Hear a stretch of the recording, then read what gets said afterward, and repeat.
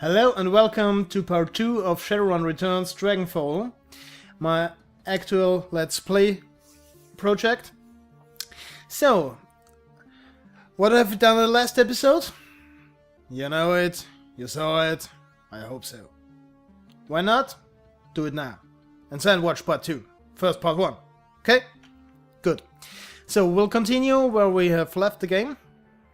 I think we are in the Kreuz Bazaar. Yes, we are. So, I will try to read the different characters in a different voice. I hope I do it well, so please comment if you like it or not. And I read the whole text, so let's start. The Kreuz Bazaar. Kreuzberg, home to nearly 500,000 people, and until very recently Monica Schäfer. Monica Schäfer died in the last episode if you didn't watch. Spoiler! Your pity. Once a melting pot of cultural diversity, it's now a chaotic mess of health and poverty, crime and commerce, anarchy and control. It's also home to your own little slice of Berlin, a neighborhood that locals call the Kreuz Bazaar, a safe port in the eye of a storm. The ride back to the Kreuz Bazaar is quiet. No one is in a talking mood. As the van veers past potholes and garbage pills, the glare of streetlights and neon signs plays across your window. Oh, it jumped through. Okay. We know we are at the Kreuz Bazaar, or such thing, or at the entry, and we are trying to get there. So, let's see where it is.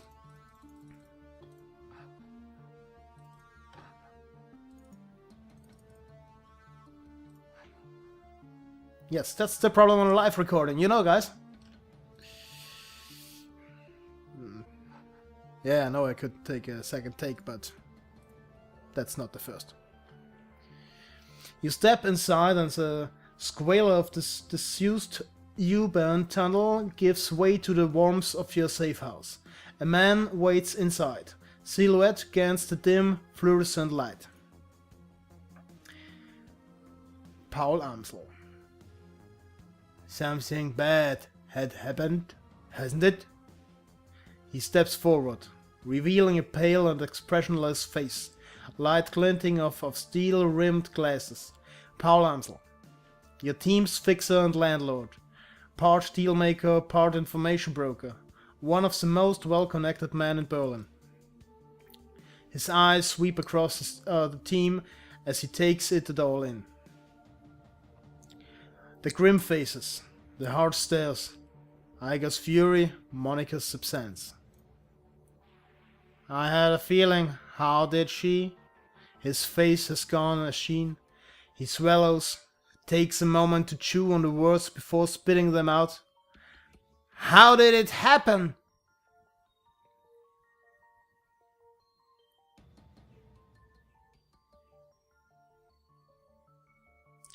The run was a setup, 1 minute. Oops, I should read it before. Okay. So it was a trap. It's a trap! I've seen Monica hit black ice before. This was something worse. Glory. Nudes, her motions robotic and spare. Monica died of a biofeedback-induced stroke. That's right. Iger thrusts a gloved finger into your cheek. And this idiot stood by and let it happen.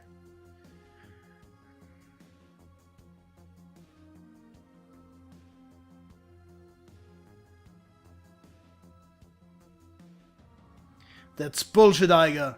You weren't even in the room. No, I wasn't there. And that's exactly the problem. If I'd been in your place, Monica would still be alive and with us. Instead, I left her with you, and now my friend is a corpse in the basement. Look, Iger, Frieza's right. You weren't stuck in the basement with us. You don't know how things went down in there. So do us all a favor and shut it down, okay? Shut it down? Fuck that! Iger turns in to face Dietrich. She towers over him, but he stands his ground. I respect you, Dietrich. You know that, but you don't have my training. None of you have. Monica was good. She was the best, right? But she was also overconfident. She treated the job like it was a game. Do that long enough and you're gonna get burned. Iger turns her focus back to you. If you'd been paying attention, you'd have figured all of this out on your own by now. You'd known that Monica needed watching as much as the door. Enough, Iger. Amsel's voice is hoarse, his expressions blank. Enough. Iger pushes ahead, heedless of the interruption. Her voice remains measured, but there's fire in her eyes. How many seconds passed between Monica's first convulsion and her plug getting pulled? 4? 5? Do you know how much damage biofeedback can do to a Decker brain in 5 seconds? Iger, I don't. You don't have to answer that. Of course you know. Monica died while you stood there and watched. This is all your fucking fault? That's enough! Amsel's voice comes out in roar, and his first smashes down on the deck behind him. Iger, you and Freezer can have it out later, but I've had enough. We need to talk action. Our client sent you into something much bigger than he'd led us to believe. I want to know why. Right. Share with you. This was supposed to be a milk run. Payback isn't the only reason why we need to find him. We saw something back there. Something that we weren't supposed to see. It's fair to assume that we are all still in danger. He pauses, rubs his temples. Agreed. And to neutralize that danger, we need to know who we are dealing with. Let us review the events that transpired tonight. The smallest detail could be important, so hold nothing back.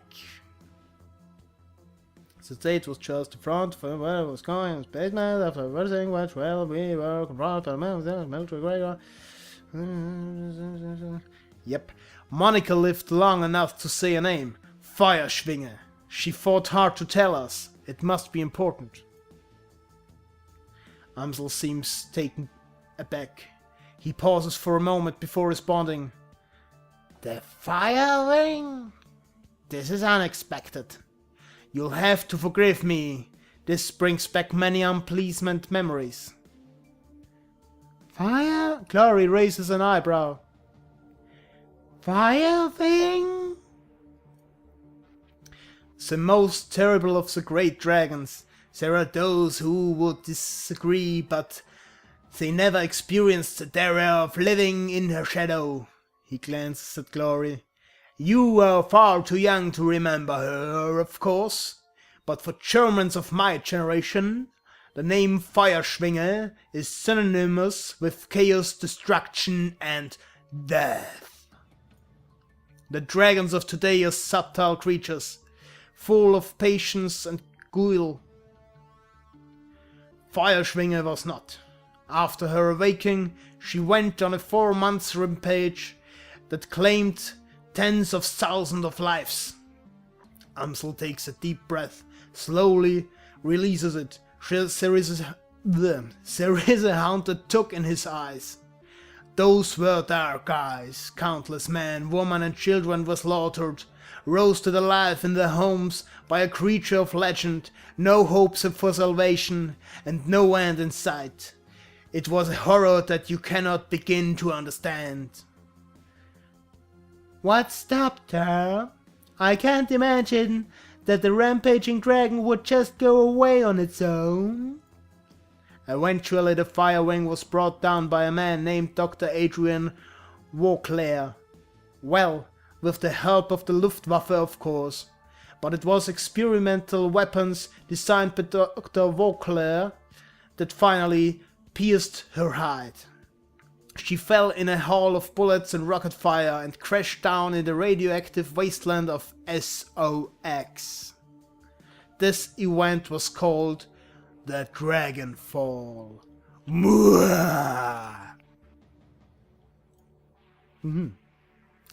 Safe at last from the dragon's wrath, Germany celebrated Vauclair as a hero, our own Siegfried, a modern-day dragon slayer. My own family practically worshipped the man. Oops.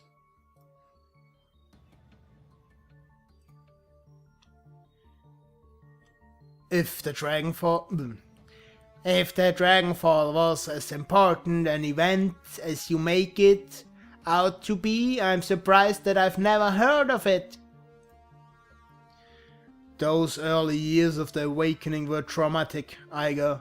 Not just on a national level, but on a global scale. New species of awakened animals were being discovered daily. Within 2 years of the Dragonfall, the active use of magic had returned to the world, a new source of terror for a bewildered public, and in 2021, the sudden emergence of orcs and trolls gave rise to yet another wave of global panic. In light of such turmoil, is it any surprise that Dr. Vauclair and the Feuerschwinge were forgotten? Dragons were yesterday's news. He rubs his temples. Again, all of this happens decades ago.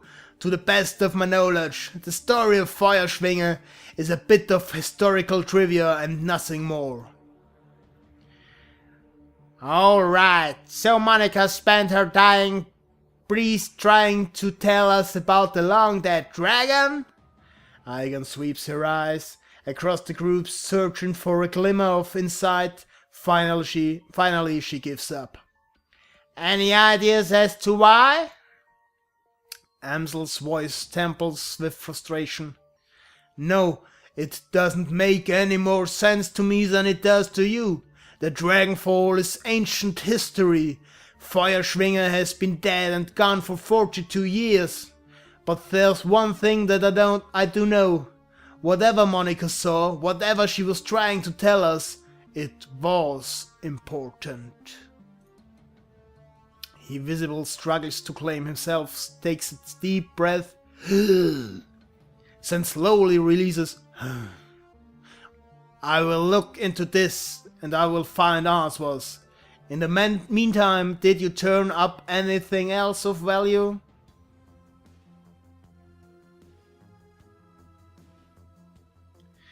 After everything went to hell, we were confronted by an orc in military-grade armor. He appeared to be the head of security. That is not much. Go on. Do any details about this orc come to mind? Any distinguished features that I could look into?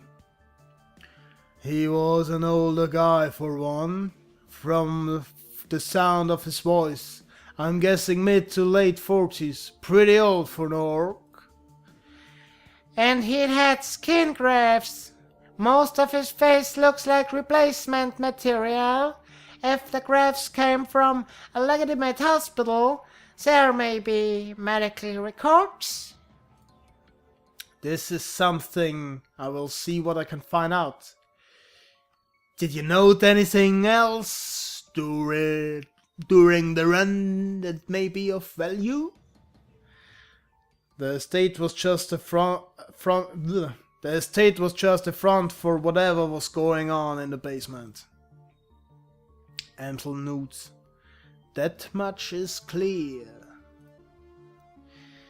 It wasn't a major surprise, Ada. That facility took serious funds to build. And time, there's more to it than we saw. Places like that don't spring up overnight. And all in secret. I doubt that the owners, whoever they may be, are too pleased by your escape. What else did you find? That's all we've got. That's not much. Amsel nods, his face is drawn and haggard.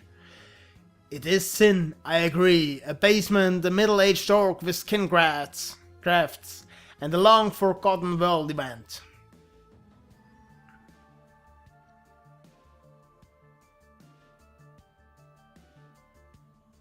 Wait, we are still missing something. Who paid for this run? Amsel looks pained. I do not know this exactly identity. I do not know his exact identity. I did not set up the run. Monica did. His face reddens. I warned her. I told her not to take the job. But she assured me that I would be a cakewalk. Monica was approached recently by a man who calls himself Green Winters. He used to be a prominent activist in the F-state political scene. I never much liked the man, and I certainly never trusted him. But Monica, she would do anything for her cause, anything for the Flux State. He cites. Winters swore that the data he was after was crucial to ensuring the future stability of the Flux. And that was all it took.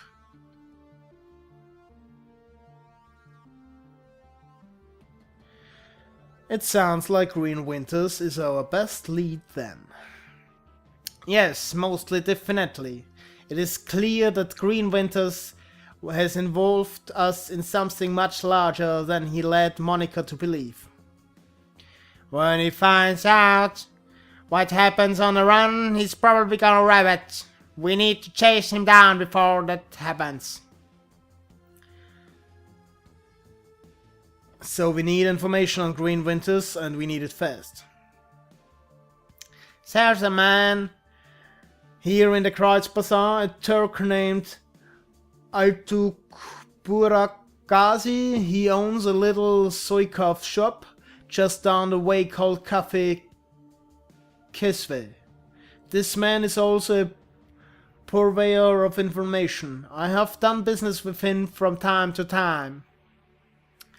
And you think we could know something about Green Winters? Amsel nods. When I discovered Monica's renewed association with Green Winters, I contacted Altuk. One of his people has been keeping tabs on Winters ever since. As I said, it did not trust the man.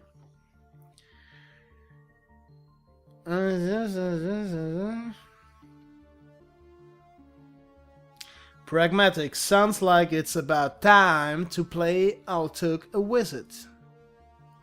Yes, tell him I sent you. I will do what I can do. I will do what I can to dig into the information that you've uncovered already, sparse through it may be. So guys, I think we have to talk again with him. Frieza! Amsel peers at you through a battered pair of wire-rimmed glasses. His eyes are bloodshot, his expression grim. Did you get the information about Green Winters? No, not yet. Then please continue working. We need to find that man. So we will go and continue working. So we have teaching with Dante. Let's see, Dante's a dog. As you start towards the safe house door, a large four-legged form steps around the corner. Dante, Monica's dog. An enormous mongrel of indeterminate breed.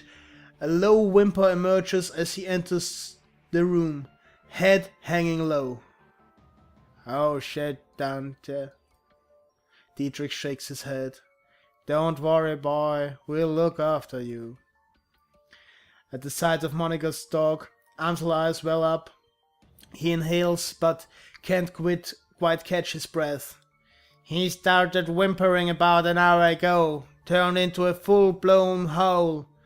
Wouldn't stop, kept. He closes his eyes. That's when I realized something bad had happened. Looking down into those huge brown eyes, you see intelligence and sadness. He lets out a small whine and drops his head against you.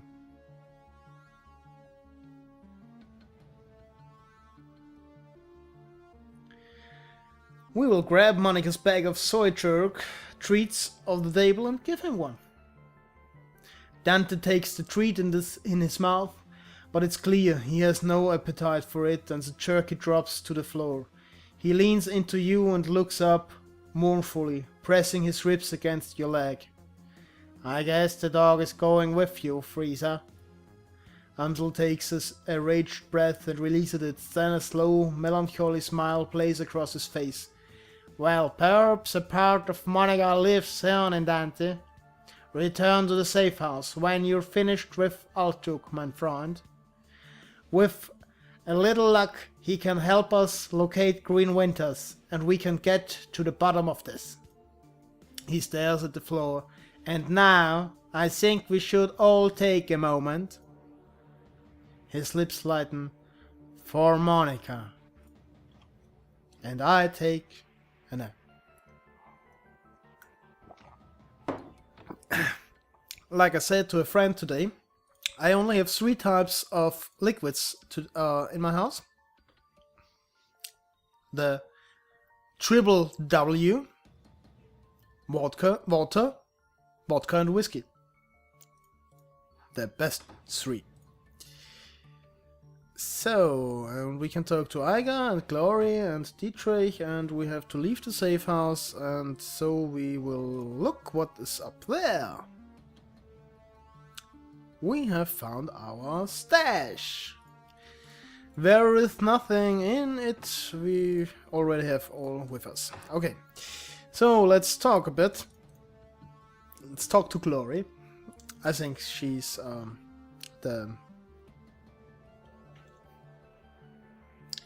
She reminds me of an actress. Maybe you know who I mean. Glory is beautiful in a waifish sort of way. Her features are almost elvish in her delicacy, but there's something cold about her that you find slightly unsettling. What's more unsettling is her chrome. Glory is rocking a heavy loadout of cyberware. From head to toe, she looks to be composed more of plastic and metal than she is of skin and bone. I like this. In the shadows, individuals such as this are anything but uncommon, but Glory's cyberware is first generation, all of it. Bulky, invasive, practically museum pieces. This chrome was obsolete well before she was born. Frieza. Glory shifts her gaze to you, but her expression is as cool and placid as always. Can I help you? Hey Glory, how are you holding up? Don't worry about me, I'm solid. You sure? You look like you're a million miles away. I'll be with you when it counts. Right now it doesn't. I have a question for you, Glory, of the personal kind. I'm not big on sharing sport. Personal reasons. You understand, I'm sure. The edge in her voice tells you that she's not interested in continuing this conversation.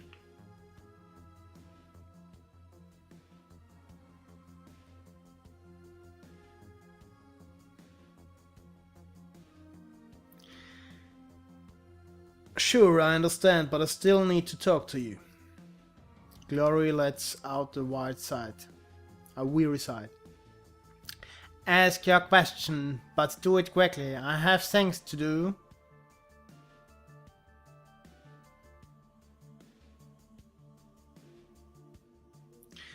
Yes, that's interesting. You can't have started running the Shadows much more than 5 years ago, Tops. So what's with the vintage chrome? It was cheap. It gets the job done. She shrugs. End of discussion.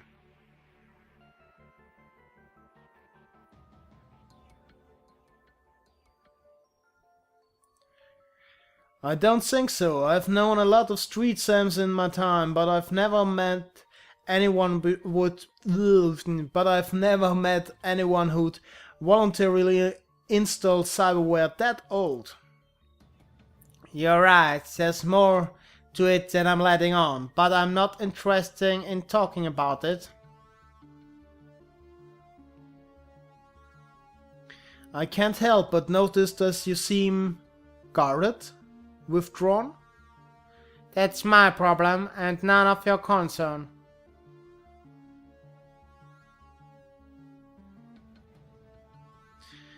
If whatever happened to you has impaired your ability to trust me, then it is my concern. Come on, Glory, talk to me. Trust is earned and I don't know you yet. Maybe later, when we get to know one another better, we can talk. For now, I'd prefer if you dropped it. That's all that I needed to know. Fine with me. Anything else that you need? I'll talk to you later. Shoot yourself. Bye bye, bitch. So, it's almost time. Much reading this point. But I think it's time to end part 2. I hope you have enjoyed the video, had fun, and when it is so, please subscribe to our channel, give me a thumb up, and share the video. That will be fine. So thank you, and I will see you in part 3. Bye bye.